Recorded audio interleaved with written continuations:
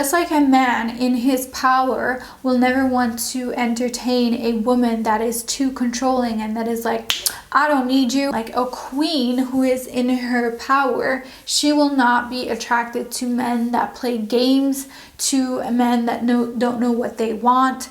Yes, the men have always controlled the feminine on this planet for eons, and so the feminine has kind of tried to take her power back, but it's gotten to a point where it's like too much. Like we swung way too much to the other side of the pendulum, right? Where it's like this unhealthy, almost dominant masculine energy of like, we don't need you, we can do it on our own. From the perspective of wanting to attract a healthy partnership in your life, that type of energy is not going to attract that type of man. Hey guys, welcome back to my channel. Today I want to do a long awaited video, and that is how to be in your feminine energy, how to be more feminine. And I want to make something clear. When we talk about being more feminine, it doesn't mean like wearing shorter dresses. It doesn't mean looking more feminine. Although like looking more feminine can make you feel more feminine, but I'm specifically talking about the feminine energy, feminine versus masculine.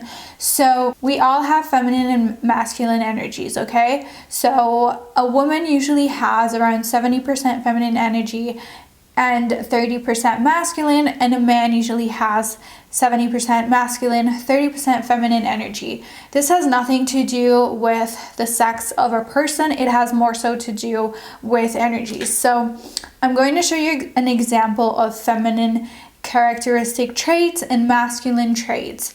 There are a lot of women, this is why I want to make this video, because there are a lot of women that are career women, especially these days, tend to have very, very masculine energy, and they have kind of forgotten to tap into their receiving magnetic feminine energy. And this is where the magic happens.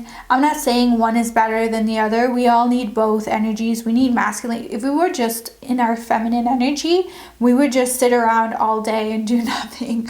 We need that push and that pull and that structure of the masculine energy as well.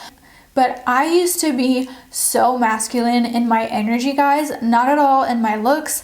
That's why I didn't like, in my early 20s, I thought I was so feminine because I looked feminine, but it actually has nothing to do with that. And at one point, I was getting tired of attracting relationships at men that were kind of, they were very feminine. So they didn't look feminine. They didn't act feminine at all, because that's not something that I'm attracted to. Like I like men, okay? But they would be very feminine in their energy, in the sense that they would lack decision making. They wouldn't be very proactive in things, or they would, for example, they wouldn't lead me in the way that I wanted to be led as a woman. And so the reason why a lot of these relationship issues happen is because the dynamic and the balance between masculine and feminine is off. If you're a female that is predominantly in your masculine energy, right? Career woman, push, push, push, go, go, go, make shit happen. And I'm not saying that there's anything wrong with that. I'm just giving you like an example. You're likely going to attract partners that are more in their feminine energy, just so that the relationship can be more balanced. We all need an equal balance of masculine and feminine energies in a relationship. And women, as women, like, we love to be led by our man. We love him like to make the decisions, to tell us what to do, and to kind of lead us in that healthy way, not in a possessive and like dominating way, but the woman needs to be led by her man. You literally cannot attract that in your life if you are in a predominantly masculine vibration. Another way to explain masculine versus feminine energy is like the feminine is the free flowing. She's the receiver. She's the limitless. She's creative. She's allowing. She's more emotional. She's feeling more. She's more passionate. And the masculine energy is more like doing. It's being active. It's being productive. It's being linear, it's being logical, it's being task oriented, it's being more analytical. If you take an example of like water in a cup, the masculine is the cup, it's the structure, it's like what holds the feminine together. And so we as women need our men to hold that structure and to hold our boundless, creative, sometimes ungrounded energy, to hold us, like to be that rock, to be that structure, right? Same thing in your business. If your business is only based on feminine principles of like receiving and free flowing, I bet you if you're just feminine based in your business, you're not making any sales because you're lacking that masculine structure of like, okay, we need this type of funnel, we need this structure, we need these sequences, we need these email sequences, we need this and that, right? You need like a certain type of structure, a schedule. So this is basically what feminine and masculine energies are all about. So now I want to talk about the wounded feminine. I talk about the wounded feminine in Abundance Queen Academy as well. We talk a lot about how to be in your intuitive feminine energy.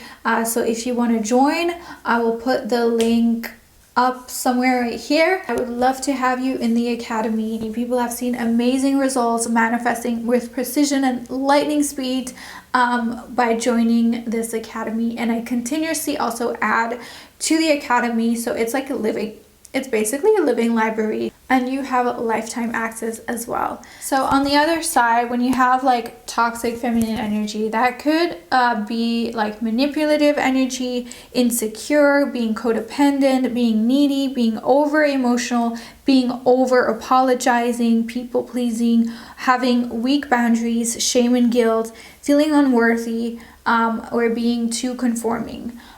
Those are also signs of like a wounded feminine energy. So it's important that we both heal our feminine energies and our masculine energies inside of us. An example of a wounded masculine would be like always the need to be right, very ego-based, very critical, very judgmental, selfish, aggressive, controlling, possessive. Like those are like wounded masculine traits. So a lot of women ask me how they can be more in their feminine energy.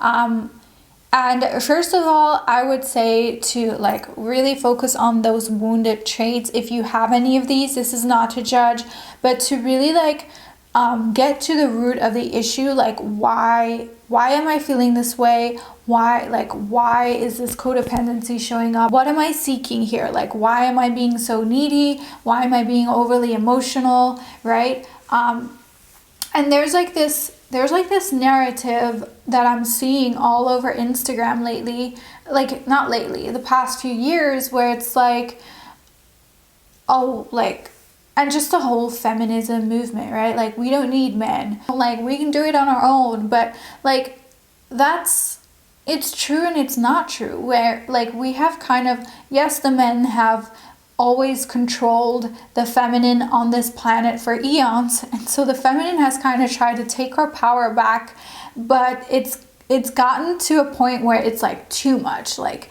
we swung way too much to the other side of the pendulum, right? Where it's like this unhealthy, almost dominant masculine energy of like, we don't need you, we can do it on our own. And from the perspective of wanting to attract a healthy partnership in your life, attracting a husband that's going to lead you and care for you and be your protector, your provider, that type of energy is not going to attract that type of man. A man who is in his power, a man who is in his full masculine, healthy, masculine embodiment. He is not going to be attracted to a woman that is overly in her masculine energy, that is overconfident, that is over like, I don't need you. Because the men, like, they love being providers. They love being protectors. They love taking care and taking care of their women. Just like we love to take care of our men by caring for him, by nurturing him, by listening to him, by being there for him, and just enveloping him in all of our love. So how can you actually be more feminine? Try to look at healthy feminine traits that you want to develop and see how you can incorporate that in your life. How can you be more receiving? How can you lean back more? How can you expand your vision into the intuitive and the unknown and like embrace just how can you open to the flow of the divine in you? How can you trust that life's always working out for you? What areas in your life do you need to let go of control, right? And this could also be like micromanaging your partner. That's a form of trying to have control over a person. So try to like really take some time to journal and notice where you're being too much in your feminine energy. Again, there's no judgment here at all. This is just to get you into the flow of being the feminine goddess that your man wants you to be. And also if you're single, to attract the right type of man that you desire, instead of always attracting, like, for example, men that are either in their wounded masculine, that are very controlling or possessive, or men that lack decision making, that lack that leadership that a healthy masculine energy has. And again, just like a man in his power will never want to entertain a woman that is too controlling and that is like, I don't need you. Like a queen who is in her power, she will not be attracted to men that play games, to men that don't know what they want. And I can tell you one thing, the more you tap into your feminine, divine, intuitive energy and receiving energy, the more you will attract men that are in their power. And vice versa. So I hope this was helpful. We go deep into this. One of the modules in my Abundance Queen Academy is all around feminine energies. So if you want to join, I would love to have you, and I will talk to you soon. Bye.